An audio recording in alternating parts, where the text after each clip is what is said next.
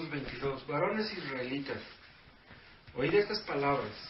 Jesús Nazareno, varón aprobado por Dios entre vosotros, con las maravillas, prodigios y señales que Dios hizo entre vosotros, por medio de él, como vosotros mismos sabéis, a este, entregado por el determinado consejo y anticipado conocimiento de Dios, prendisteis y matasteis por manos de inicuos, crucificándole. Dice 23, a este, habla de Jesús, entregado por el determinado consejo. Esto se puede traducir como predeterminado o predestinado, ¿no? Consejo. La palabra consejo habla de la sabiduría de Dios y habla de una especie de deliberación que hubo entre el Padre, el Hijo y el Espíritu Santo. Como si hubieran consultado entre sí para tomar una decisión sabia.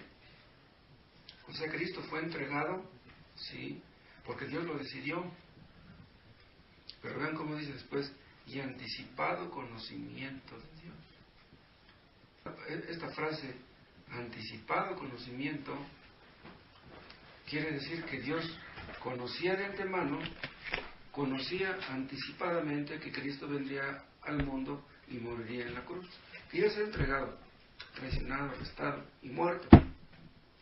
Eso lo sabía el Padre desde la eternidad. Dado conocimiento. La palabra griega aquí es prognosis, anticipado conocimiento, o sea, un conocimiento de antemano, conocimiento previo, un conocimiento que Dios tuvo de antemano, antes de que sucediera. Dios sabía que Cristo moriría en la cruz. ¿Se acuerdan ustedes que desde el primer sermón que dio ahí en la sinagoga de Nazaret, los judíos trataron de matarlo? Les habló de la soberanía de Dios y pues ese tema no le gusta a la gente, a los inconversos. Trataron de matarlo, pero no era posible que lo mataran porque él tenía que morir en la cruz. Este tema es muy amplio, ¿no? De aquí se deriva la frase providencia, ¿sí? Dado conocimiento. Dios conoció de antemano, vio de antemano lo que ocurriría. Y eso que supo el Padre respecto del Hijo, lo sabe respecto de cada persona que viene a este mundo. Cada detalle de la vida de Cristo estuvo planeada por el Padre. ¿Dónde nacería? ¿En qué circunstancias? ¿Quiénes serían sus padres? Todo estaba planeado anticipadamente. Pero esto que se aplica aquí a Cristo, se puede aplicar a cualquier persona. O sea, Dios determinó de antemano, anticipadamente, cuándo naceríamos y cuándo moriríamos, en qué circunstancias. Cada detalle de nuestras vidas, en qué hogar naceríamos, quiénes serían nuestros padres. Eso es algo que Dios decidió de antemano. ¿Se acuerdan ustedes que cuando Abraham e Isaac iban caminando rumbo al monte Moria, Isaac llevaba aquí la leña en sus brazos y le pregunta a Abraham, dice, Padre, dice, ¿y dónde está el cordero? Si ya tenemos todo listo para el sacrificio, pero pues ¿dónde está el cordero? ¿Y se acuerdan que le contestó Abraham? Le dijo, Dios se proveerá del cordero. Abraham ya sabía que Isaac era el cordero, pero también pudiera ser que Abraham, como era un hombre de fe, pensara que Dios lo estaba probando y que a la mera hora Dios proveería otro cordero, dice. Pero en fin, si Dios quiere que mate a mi hijo, pues bueno, lo que Dios diga, ¿no? Pero no se lo dijo a Isaac en ese momento.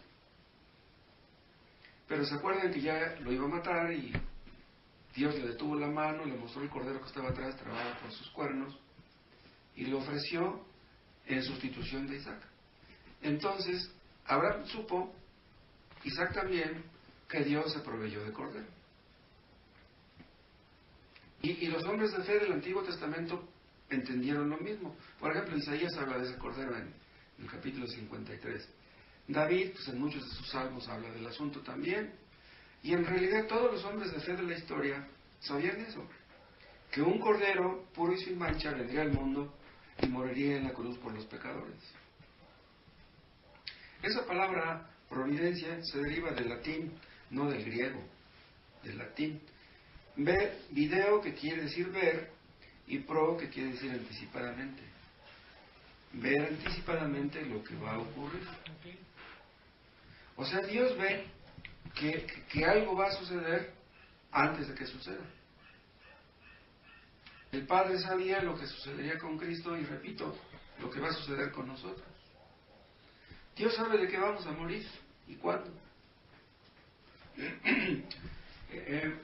Cuando este papá de Valeria le echó a la niña en la combi, él no sabía qué iba a pasar. Incluso nos acabamos de enterar que no era la primera vez que le echaban la combi. Ya la había echado en otras ocasiones. Pero ese día, pues no sabía que ese pelafustán iba al volante y lo que iba a hacer. Supuestamente dicen que este hombre tenía apenas 4 días, otros hablaban de semanas. ¿Quién sabe cuál será la verdad? Que apenas tenía poco tiempo trabajando en esa ruta. Pero pues Dios planeó eso anticipadamente. Eso no niega que este tipo pues sea culpable, ¿no? O haya sido culpable, porque dicen que ya se mató. Dice la Confesión de Westminster, en el capítulo 3, Dios desde la eternidad, por el sabio y santo consejo de su voluntad, ordenó libre e inalterablemente todo lo que sucede. Vean lo que dice. Dios ordenó libremente todo lo que sucede. ¿Qué quiere decir libremente? Que nadie le dijo lo que debería de hacer. Él tomó la decisión por sí mismo de hacer lo que haría. Y luego dice, ordenó libre e inalterablemente. Quiere decir que lo que él decidió se hará así como él lo dijo. Y no se puede alterar el asunto. Dicen que este fulano, el papá de Valeria, vio que pasó una combi y que iba vacía. Y que no la echó ahí y dijo, no, ¿cómo voy a subir a mi hija en esta combi que va vacía? Entonces esperó la segunda y la segunda llevaba gente. Pero no sabía que la segunda era manejada por este tipo. Pero pues no cabe duda que eso entraba en los planes de Dios. Pero vean lo que sigue diciendo la confesión de fe. Sin embargo, lo hizo de tal manera que Dios ni es autor del pecado, ni hace violencia a la voluntad de sus criaturas. O sea que Dios puso a Valeria en las manos de este tipo, pero este tipo es responsable, no Dios. Dios no es el culpable. Dios ya sabía lo que ocurriría, pero Dios no le dijo a este hombre, mata a la niña. Porque vean, dice, ni hace violencia a la voluntad de sus criaturas. O sea, Dios no obliga a los hombres a pecar o a hacer lo malo que hacen. Dios no obligó a este hombre a quitarle la vida a la niña. Y luego dice, ni quita la libertad ni contingencia de las causas secundarias, sino más bien las establece. ¿Cuáles son las causas secundarias? Vean, la causa primaria es que Dios quiso quitarle la vida a Valeria. ¿Cuáles son las causas secundarias? Pues el papá, el chofer, la combi, etc. Pero vean cómo dice, ni quita la libertad ni contingencia de las causas secundarias. O sea que el chofer fue libre para pasar a esa hora. El papá fue libre para echar a la niña en la combi. Pero dice, ni contingencia. ¿Qué quiere decir la palabra contingencia? Es algo que como puede ocurrir, como puede que no. Eso desde el punto de vista humano. O sea, aunque el papá de la niña sabía que había un peligro en echarla en la combi, puesto que tomó ciertas precauciones, de todas maneras, dice, sino más bien las establece. ¿Quién las estableció? Las estableció Dios. O sea que según el papá de Valeria, podía que las cosas salieran mal, podía ser que salieran bien, pero pues Dios quiso que las cosas fueran como fueron. En síntesis, lo que Dios dice que ha de suceder, sucederá. Era posible que Cristo no muriera en la cruz. Dios no obligó a Judas Iscariote a traicionarlo. Judas amaba más al dinero que a Cristo. Sí, amaba a Cristo, tenía mucha simpatía hacia él, pero su pecado dominante era la codicia, pues le importó más el dinero que su amor por Cristo, si se le pudiera llamar amor. Dios tenía un propósito para la venida de Cristo, y ese propósito tenía que cumplirse, a como diera el lugar. Pero como yo les decía hace rato, Dios tiene un propósito para la vida de cada persona que viene a este mundo, y ese plan se va desarrollando. Nosotros hemos estudiado este asunto de que pues Dios tiene un plan para cada creyente en el mundo, pero no solamente para cada creyente. Dios tiene un plan para cada persona. ¿Cuál fue el propósito, el plan de Dios para la vida de Valeria y para la muerte de Valeria? ¿Cuál fue ese propósito? Sus papás en esta hora no lo entienden, pero Dios sí lo entiende. Tal vez más adelante lo entiendan ellos y nosotros también. Vean en el libro de Job, en el capítulo 23,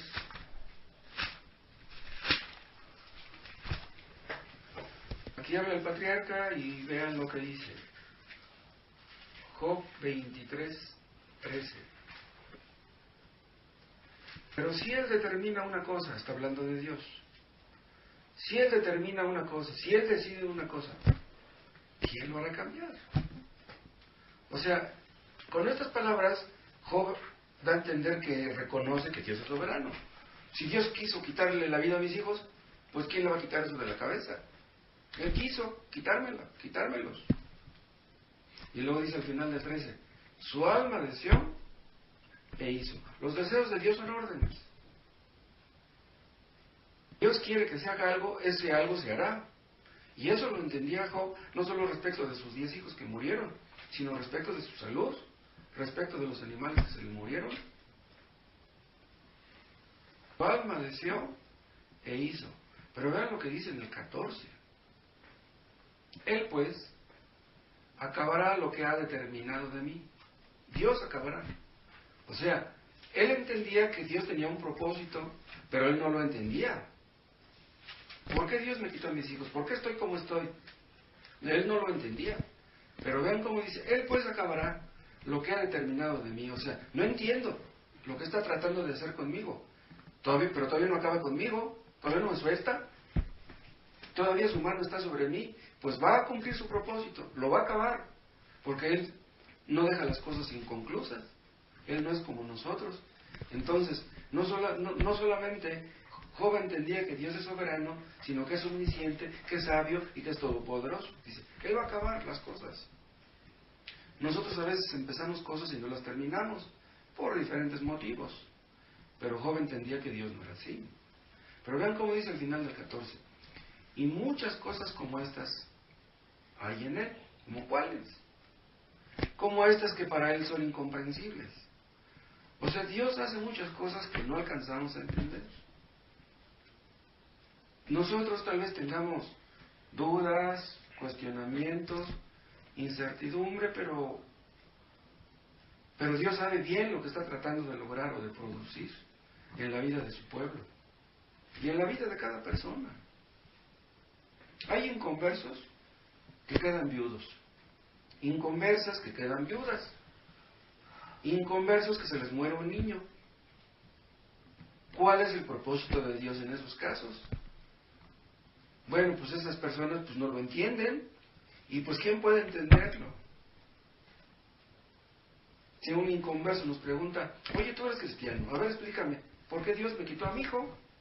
¿Qué le diríamos a ese inconverso? No es fácil dar una respuesta. Los amigos de Job, cuando fueron a tratar de consolarlo, en lugar de consolarlo, lo pasaron a fastidiar. Ellos tenían una idea equivocada. Vean, los amigos de Job eran sabios. Ustedes analizan lo que ellos decían, eran hombres sabios. Pero los tres estaban equivocados. Pero el último aparece en cuarto, ¿se acuerdan? Como dicen, no, ya hablaron ustedes. No, ustedes están mal. Yo sí les voy a decir la pura verdad. ¿Y qué? Pues dijo igual tonterías que igual que los otros tres. Pues Job era tan sabio como ellos, y él mismo se los dice. ¿Ustedes creen que son más sabios que yo? Dice, pues no, dice, yo soy tan sabio como ustedes, pero tampoco él entendía. Pero Job, en medio de su ignorancia, él entendía, Dios ha empezado a hacer algo en mí, y estoy esperando que termine. Le preguntaría a Job, ¿qué quiere Dios enseñarme? Y dice, pues no lo sé. No sé qué quiere enseñarme. Ahora, ¿andaba en pecado Job? No. Nosotros tal vez, si por ejemplo vamos manejando y chocamos o tenemos un problema con otro automovilista o cosas así, a lo mejor pensamos, ¿hay algún pecado en mí? ¿Por qué Dios permitió que tuviera este accidente? Pero un cristiano nunca debe de pensar eso, nunca. Dios puede enseñarnos algo a través de una aflicción, de una enfermedad, de un asalto, de un robo, de un hijo que se mete en problemas, en el vicio, en la droga, etc. Dios puede enseñarnos cosas, pero de que Dios nos esté castigando con eso, no, hombre. Ay de nosotros si Dios nos fuera a castigar por cada error que cometemos. No, en Dios hay cosas incomprensibles.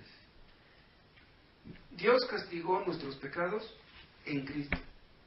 Entonces, si somos creyentes verdaderos, nunca debemos pensar que el problema que tenemos es porque Dios nos esté castigando, porque no es así. Pero al final de todo, acuérdense ustedes que Dios completó lo que había empezado. Dios cumplió su propósito en Job y Él terminó comprendiéndolo y también nosotros. Job fue probado y si nosotros como creyentes perdiéramos un hijo, leyendo el libro de Job conocemos la respuesta. En otras palabras, cuando Dios nos quita un hijo, ya no es una prueba, porque ya entendemos lo que pasó con Job. Entonces, en realidad ya no es una prueba. O sea, deberíamos de entender por qué Dios nos quitó al hijo. ¿Por qué Dios le quitó sus hijos a Job? ¿Quería hacerle daño? No, no quería hacerle daño. Es increíble, pero quería bendecirlo. Y lo bendijo más que con los 10 hijos que había tenido. Es increíble. Job entendió que todo lo que Dios hace es perfecto. Dios hace las cosas para su gloria y no para la nuestra. Cada detalle de la vida de Jesús estuvo predeterminado por el Padre. Y lo mismo pasa con cada uno de nosotros. Pero quisiéramos entender las razones, los motivos de Dios, los detalles, el porqué de los detalles, pero no los entendemos. Hay ocasiones en que estamos confundidos, que le pedimos respuestas a Dios, pero no nos las da. Pero el plan de Dios se va desarrollando poco a poco, en su providencia, un paso a la vez. A veces Dios nos indica que demos un paso y lo damos. Quisiéramos dar 2 o 3, pero no, nomás nos muestra un paso. Luego tenemos más luz, damos otro paso. Hay algunos que van con los adivinos que quieren saber cuándo van a morir. Quieren conocer su futuro. Pero el único que conoce nuestro futuro es Dios. No hay nadie que lo sepa. Él sabe lo que va a hacer de nosotros el día de mañana. ¿Se acuerdan ustedes que hay tal cosa como una voluntad secreta y una voluntad revelada de Dios? La voluntad revelada de Dios aquí está. La persona que más conoce la palabra de Dios es el que más conoce la voluntad de Dios. Si un creyente descuida la lectura, no escudriña, no investiga, pues a lo mejor tiene dudas acerca de la voluntad de Dios. Pero aquí está. Pero también hay una voluntad que se llama la voluntad secreta. La voluntad secreta no se nos ha revelado. Por ejemplo, la voluntad revelada de Dios la pueden ustedes ver en ese texto que dice: Dios manda a todos los hombres en todo lugar que se arrepientan. Esa es la voluntad revelada. Dios quiere que todo el mundo se arrepienta. Todos somos pecadores. Pero la voluntad secreta dice que nada más va a salvar a unos cuantos. Dios le da la salvación a quien quiere. Dios le da el arrepentimiento a quien quiere. Pero eso no se nos ha revelado. No sabemos quiénes son los que se van a arrepentir, hasta que lo vemos. Y nosotros hacemos la voluntad de Dios, aunque sea nada más un paso, y luego otro, y luego otro, a fin de cuentas volteamos hacia atrás y vemos que Él nos estaba guiando cada paso. Cada paso Él nos estaba guiando. Pero en el momento que dábamos el paso, hasta lo dábamos a lo mejor con miedo, con temor, pero ya después nos damos cuenta que era Dios el que nos estaba guiando. Debemos esperar con fe que Dios hará con nosotros lo que sea propuesto. ¿Y qué le va a hacer lo que sea correcto? Déjenme decirles lo que dijo Thomas Boston, el puritano aquel.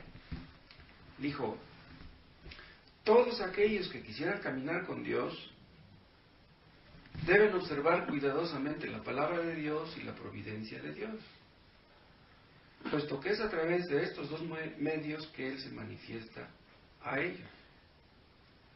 En la Escritura vemos lo que Él dice, y en la providencia vemos lo que Él hace. Estos dos son los libros que cada estudiante en la Escuela de la Santidad debería escudriñar mucho.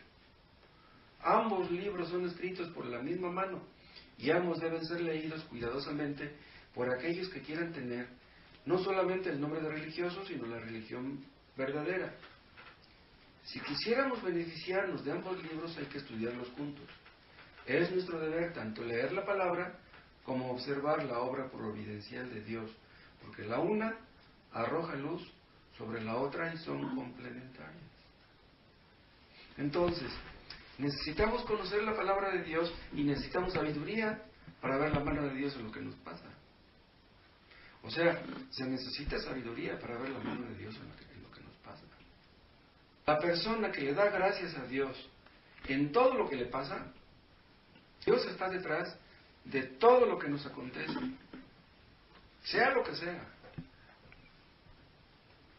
Entonces Dios nos habla a través de las cosas que nos pasan. Vean el Salmo 107.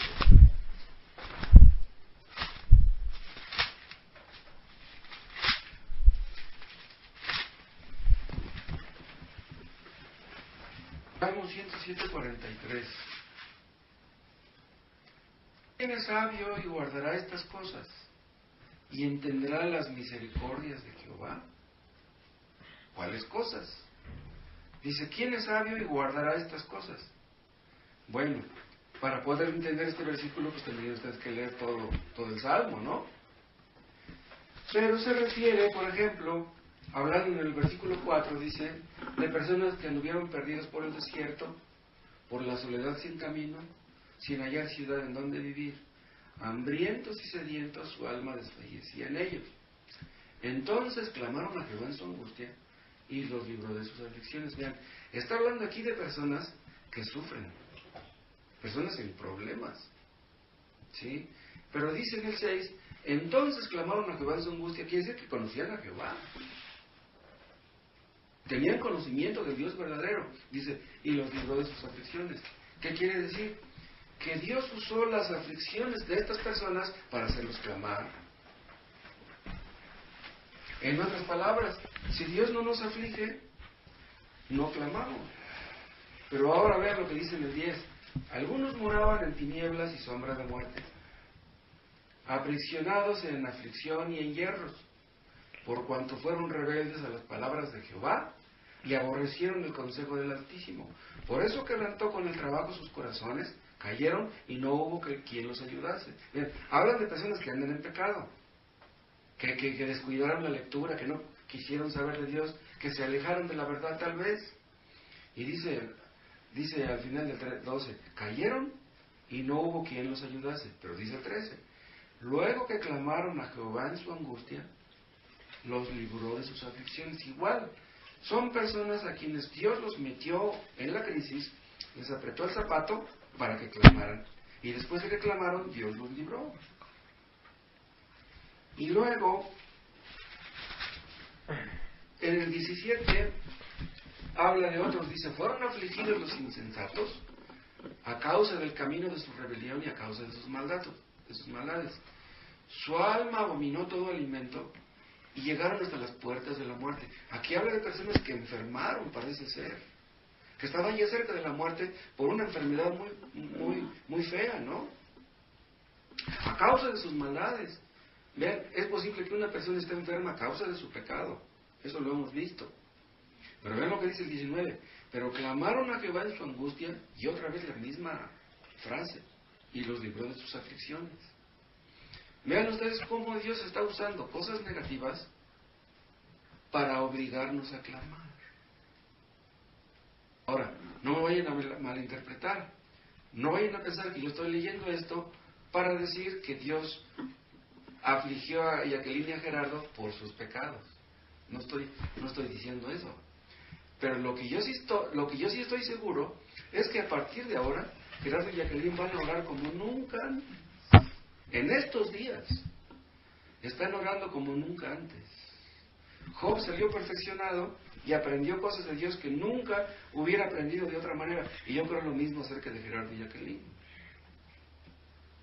Entonces, Dios permite que nos sucedan cosas tristes para enseñarnos a orar. ¿Se acuerdan que veíamos cómo fue que Dios fue misericordioso y compasivo con Job? Es como dice Santiago 5:11. Dios fue misericordioso y compasivo. Pero le dirían algunos, ¿cómo? Le quitó hijos, le quitó dinero. ¿Dónde está la misericordia de Dios? Pero recuerden, Dios le quitó a Job hijos, salud y dinero. Pero no le quitó lo más importante. ¿Qué es lo más importante? La fe. La fe es la más preciosa que el oro. La fe es más preciosa que los hijos. Imagínense que dijera Jacqueline, Señor, quítame a Cristo, pero no me quites a mi hija. No, un cristiano no va a decir eso. Un cristiano verdadero dirá, Señor, me quitaste a uno, quítame los que quieras, pero no me quites a Cristo. Cristo es lo más importante, que no nos quite la fe. La fe es lo que nos une a Cristo. Lo que nos salva no es la fe. Lo que nos salva es Cristo, la fe en Cristo. La fe es como el vaso de agua que se nos da. No estamos agradecidos con el vaso, estamos agradecidos con el agua. Lo que nos quita la sed es el agua, no el vaso. Entonces, le damos gracias a Dios por Cristo, por la salvación en Cristo. Dios le quitó a Job todo, menos lo más importante. Por eso es que tuvo misericordia y fue compasivo. ¿Qué era lo que Satanás quería? Que Job maldijera a Cristo, maldijera a Dios. Le habló por medio de su mujer, maldice a Dios y muérete. Esas palabras no eran de un ser humano, esas eran palabras del diablo. Pero le falló. Satanás pensaba que Job iba a maldecir a Dios. Lo que nos salva es el objeto de nuestra fe, es Cristo. El agua de vida, el pan de vida, la luz de la vida. Entonces, que Dios nos quite lo que quiera, pero que no nos quite a Cristo. Ustedes leyeron ese librito de La Providencia Oscura, ¿no? De John Murray. Pues habla el autor, ¿no? Pues que Dios hace cosas que no entendamos en su momento. Nosotros quisiéramos puras providencias claras, pero pues a veces vienen providencias oscuras. Y John Flavel, el puritano, escribió aquel librito que se llama El Misterio de la Providencia. Sí, es que Dios obra misteriosamente a través de su providencia. ¿Se acuerdan? Ese librito lo escribió John Flavel basándose en una serie de sermones que predicó sobre Eclesiastés 7. ¿Quieren ver este texto?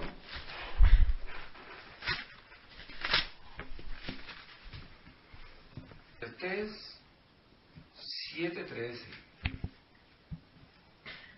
Mira la obra de Dios, porque ¿quién podrá enderezar lo que Él torció? Aquí en esta versión dice mira, la versión antigua dice considera. La palabra considera es una palabra más amplia que mirar. Considerar quiere decir analizar profundamente, reflexionar acerca de algo. Pues dice, analiza lo que Dios hace, reflexiona en lo que Dios hace. Dice, porque ¿quién podrá enderecer lo que Él torció? Si Dios ha torcido algo, nadie lo puede enderezar.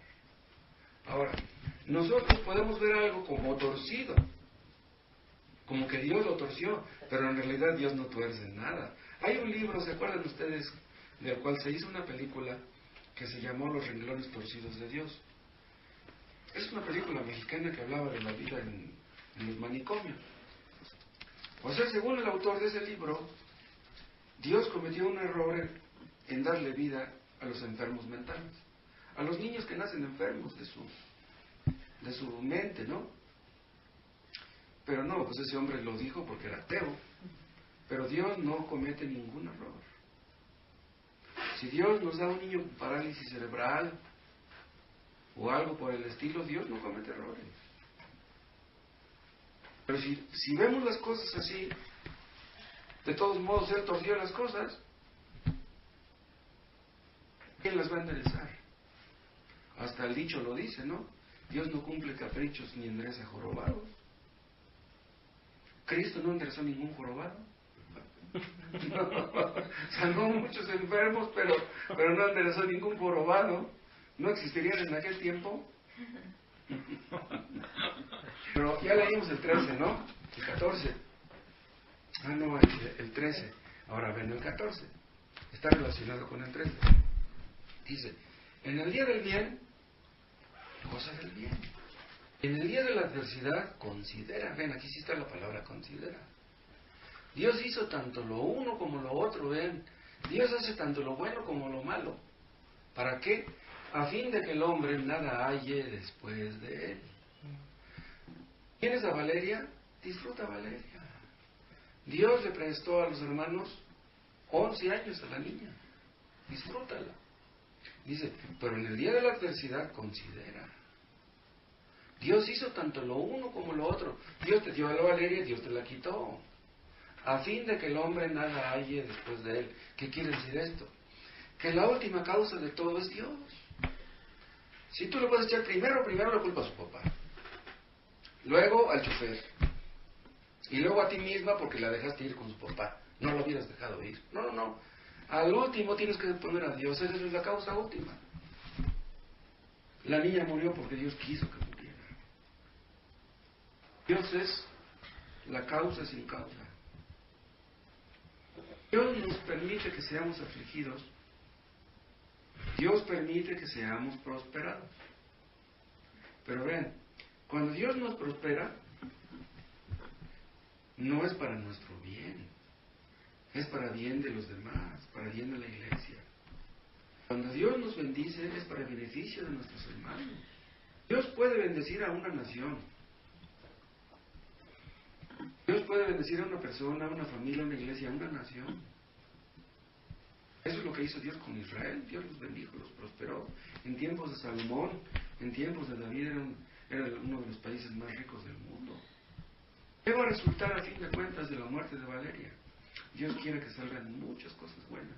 La familia de Gerardo. Dios quiere enseñarnos en esa a ver a nuestros niños de otra manera. ¿Sí? Por ejemplo, si Jacqueline y Gerardo no le enseñaban las cosas de Dios a su niña, ahora que reconocen su error. Recuerden de un texto que está en Éxodo que dice que debemos hablarles a nuestros hijos al levantarnos, al acostarnos, al estar sentados en la mesa, al caminar en el camino. Háblales a tus hijos del Evangelio. Aprovecha cualquier oportunidad para hablarles.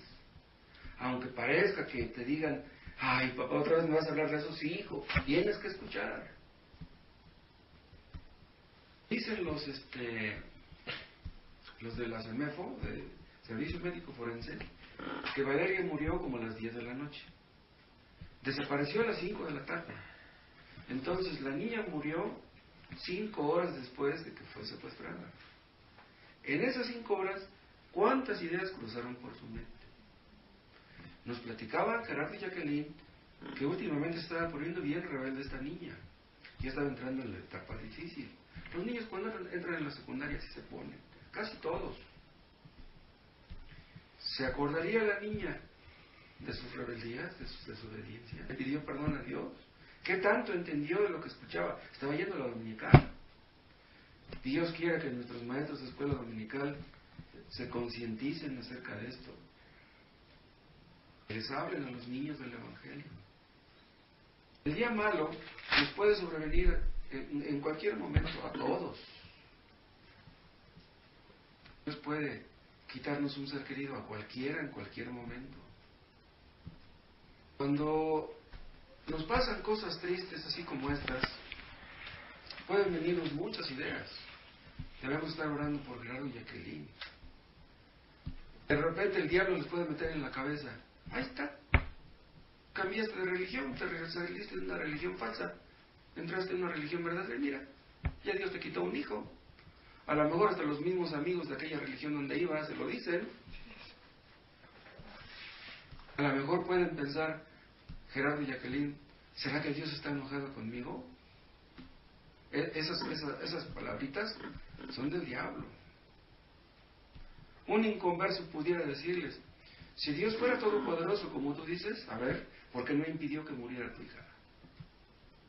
Dices que Dios es omnisciente. ¿No sabía que en esa combi iba el malvado chofer? Entonces Dios no es omnisciente, ni todopoderoso, ni bueno. En las iglesias pentecostales les enseñan que Dios es amor. ¿Pero qué es solo amor? Y esas personas, cuando se les llega a morir un ser querido, ¿qué concluyen? A mí me enseñaron que Dios es amor, entonces ¿por qué Dios me quita a mi hija? Si nosotros conocemos al Dios de Job, vamos a reaccionar como Job. Dios me lo quitó, Dios me lo dio, Dios me lo quitó. Pero los que no conocen la palabra de Dios, pues tampoco pueden conocer al Dios de Job, y no pueden entender tampoco la providencia de Dios. Lo que le pasó a Gerardo y a Jacqueline nos puede pasar a cualquiera. Esos tipos de pare de sufrir te dicen que si te vuelves cristiano vas a dejar de sufrir. ¿Qué le dirían a Jacqueline? Pero pues esas personas caen en el engaño porque su corazón mismo los engaña. Satanás ataca a todos los que pretenden salir del Egipto de este mundo, a todos. Cuando una persona empieza a leer la Biblia, Satanás dice: sobre de él, atáquenlo. No dejen que lea ese libro, desanímenlo. Satanás no sabe quién es cristiano y quién no, pero odia a todos los que leen, y más a los que más leen. Satanás odia más a los que más evangelizan.